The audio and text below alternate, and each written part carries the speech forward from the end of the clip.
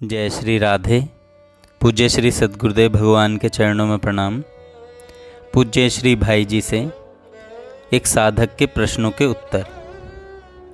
साधक ने प्रश्न किया, भाई जी संत कौन है? पूज्य श्री भाई जी कहते हैं, जिसके पास रहने से, जिसकी बात मानने से, जिसके संग से भगवान में अभिरुचि हो और दैवी संपदा बढ़ती हो, वह चाहे कैसा भी हो तुम्हारे लिए संत है। अगला प्रश्न, भाई जी वास्तविक महात्मा कैसा होता है?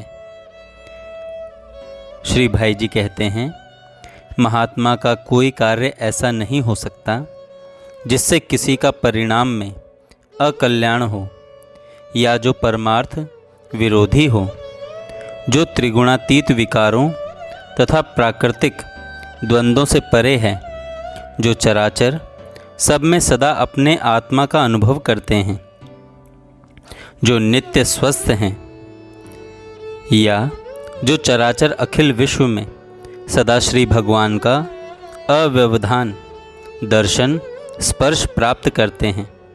उनके द्वारा सबको सहज में वैसे ही कल्याण प्राप्त होता है जैसे अमृत के द्वारा अमरत्व। अगला प्रश्न, महापुरुषों की पहचान क्या है? पूज्य श्री भाई जी कहते हैं, महापुरुष की पहचान कोई कैसे करे और क्या करे? हमारी बुद्धि का मापदंड ही ऐसा नहीं है जो उन लोगों की स्थिति को तौल सके, पर यह निश्चय है कि सच्चा महापुरुष जान अनजान में जिसको मिल गए उसका जीवन अवश्य सफल हो गया। फिर दोबारा से बोलता हूँ, पर यह निश्चय है कि सच्चा महापुरुष जान में अनजान में जिसको मिल गए उसका जीवन अवश्य सफल हो गया। भगवान के साधन राज्य में दो ही वस्तु ऐसी हैं जो बिना भाव के केवल अपने स्वाभाविक गुण से ही मनुष्य का परम कल्याण कर देती हैं। पहला महापुरुषों का संग और दूसरा श्री भगवान नाम का उच्चारण। अगला प्रश्न, सच्चे संत कैसे मिलें और किस प्रकार उनसे अपना कल्याण हो? पूज्य श्री भाई जी कहते हैं, संतों और भगवत प्रेमियों की जमात नहीं होती, तथापि श्रद्धा और उत्कंठा का बल होने पर भगवान की कृपा से ऐसे महात्माओं के दर्शन भी हो सकते हैं। संत मिलन की तीव्र आकांक्षा करनी चाहिए और भगवान की कृपा का आश्रय करके भगवान को पुकारना चाहिए। संत मिलन के लिए भगवत कृपा से किसी न किसी सच्चे संत से हमारा मिलन हो ही जाएगा।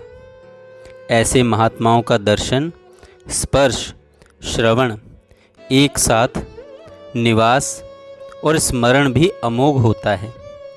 न पहचानने पर भी केवल दर्शन के फलस्वरूप ही मनुष्य के सारे पाप तापों का और अज्ञान का नाश होकर उसका कल्याण हो सकता है। अगला प्रश्न, संत दर्शन का क्या फल होता है? पूज्य श्री भाई जी कहते हैं, संत दर्शन और संत प्राप्ति का फल परम कल्याणकारी होता है। अनजान में यदि किसी को संत समागम मिल जाता है तो वह भी संत के स्वाभाविक पाप नाशक गुण का स्पर्श पाकर निष्पाप हो जाता है। संत के अंदर जो भगवत परमाणु हैं वे बिखरकर यथा योग्य न्यूनाधिक रूप में सबका सहज कल्याण करते हैं। अगला प्रश्न, संत की चरण धूलि सिर लगाने का क्या महात्म्य है? पूज्य श्री भाई जी कहते हैं, संत के दर्शन, स्पर्श, उपदेश, श्रवण और चरण धूलि के सिर चढ़ाने की बात तो दूर रही, जो कभी अपने मन से संतों का चिंतन भी कर लेता है वही शुद्ध अंतःकरण होकर भगवत प्राप्ति का अधिकारी बन जाता है। अगला प्रश्न, संतों की वाणी का क्या प्रभाव होता है?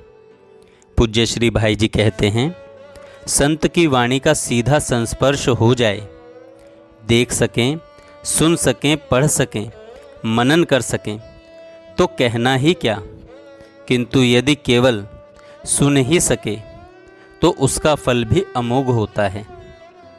अगला प्रश्न, सत्संग क्या है?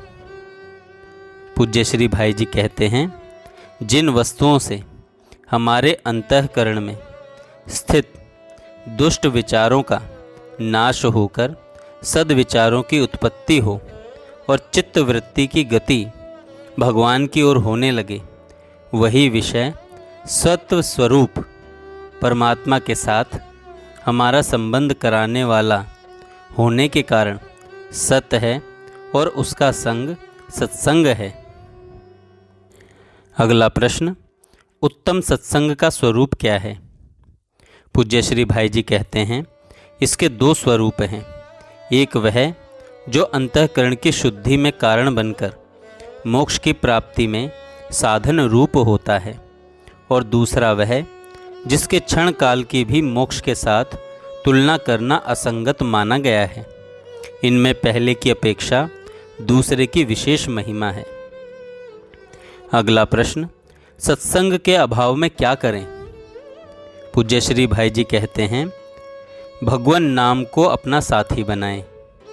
भगवान के नाम, रूप और लीला यह साथ बने रहें, फिर और किसी संग की ज़रूरत नहीं होगी।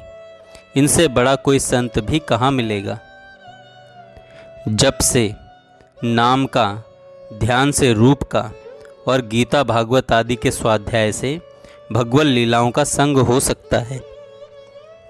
अगला प्रश्न, कुसंग क्या है?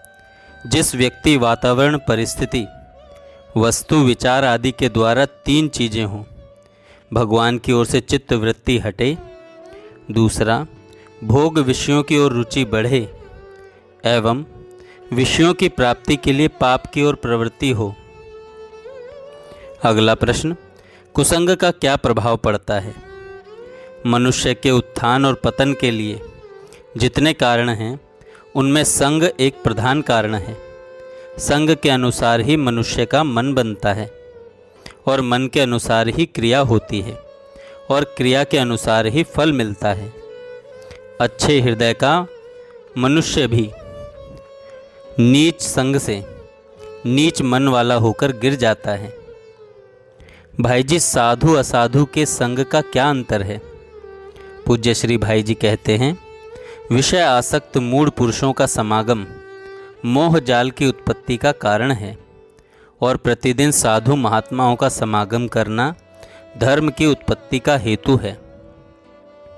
अगला प्रश्न, सत्संग की आवश्यकता क्यों है? पूज्य श्री भाई जी कहते हैं, मन के विकारों को, दुर्बलताओं को तथा दोषों को दूर करने एवं भगवान के प्रति दृढ़ विश्वास एवं आस्था उत्पन्न करने के लिए सत्संग की आवश्यकता है। अगला प्रश्न, संतों के पास जाना प्रारब्ध के अधीन है क्या? पूज्य श्री भाई जी कहते हैं, संसार में कहीं आना जाना, मिलना बिछुड़ना प्रायः प्रारब्ध के अनुसार हुआ करता है, पर भगवान की स्मृति तथा प्रीति की अनुभूति सर्वत्र सदा हो सकती है। इनमें भाव की आवश्यकता है। भगवान जिसको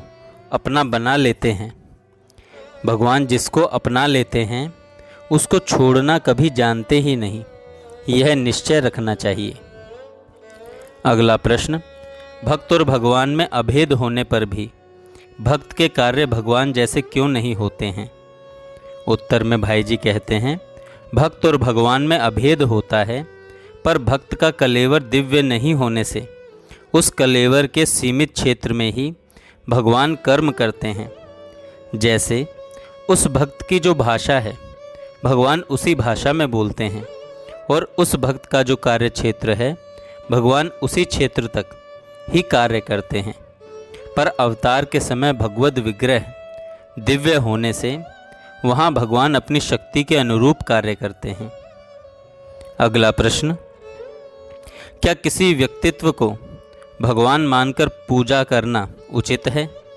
पूज्य श्री भाई जी कहते हैं, जो मनुष्य भगवान के पवित्र स्थान पर अपने को बैठाना चाहता है या भगवत पूजा के स्थान में अपने हांड मास के गंदे शरीर और अपने कल्पित नाम की पूजा करवाता है तथा अपने को शक्तिमान स्वीकार करता है, वह वास्तव में पाखंड या दंभ ही करता है।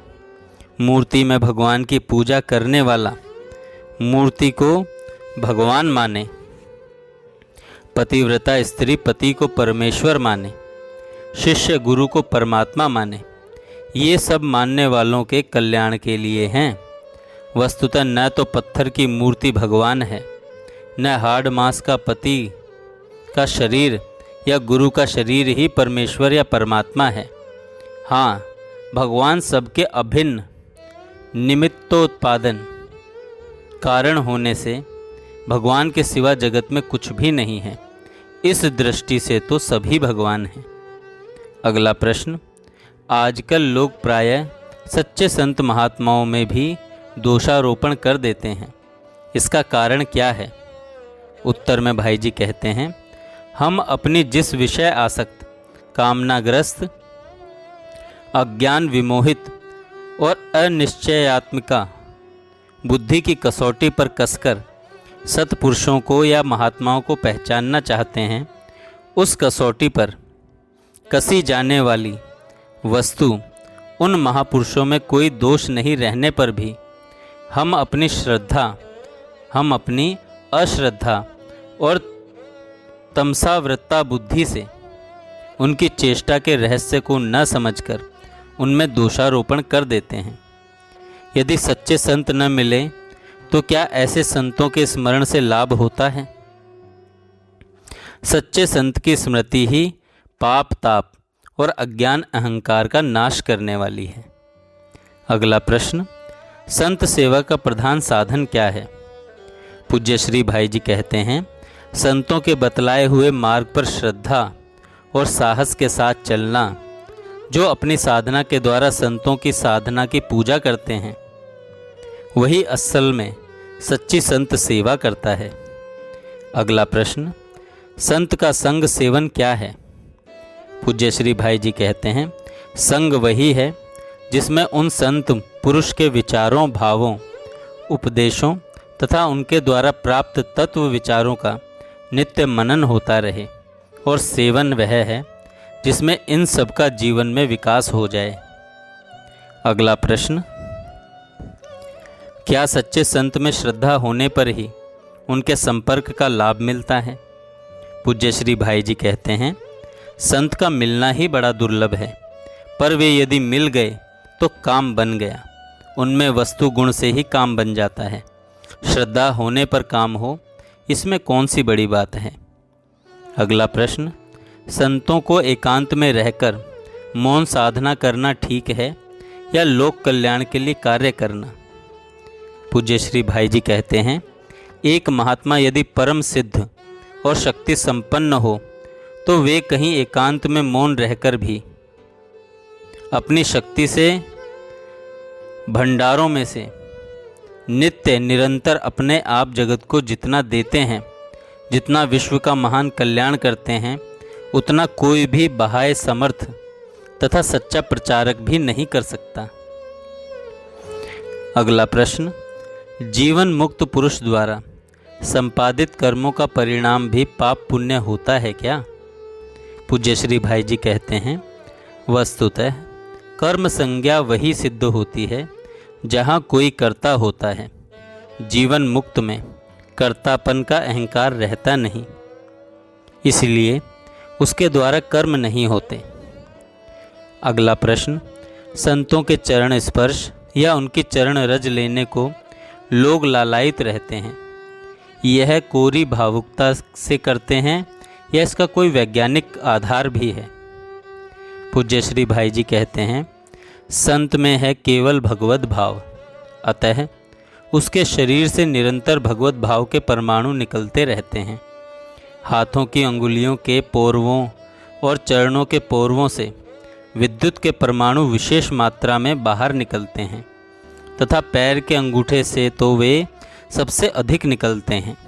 अतः जहाँ जहाँ संतों के चरण टिकते हैं वहाँ वहाँ उसमें उनके शरीर के रहने वाले विद्युत के जो भगवत भाव में है परमाणुओं का समावेश हो जाता है और वहाँ की भूमि पवित्र हो जाती है। जय श्री राधे। ये थे संत और सत्संग से संबंधित प्रश्नोत्तर पूज्य श्री भाई जी द्वारा। जय श्री राधे। जय श्री राधे। पूज्य श्री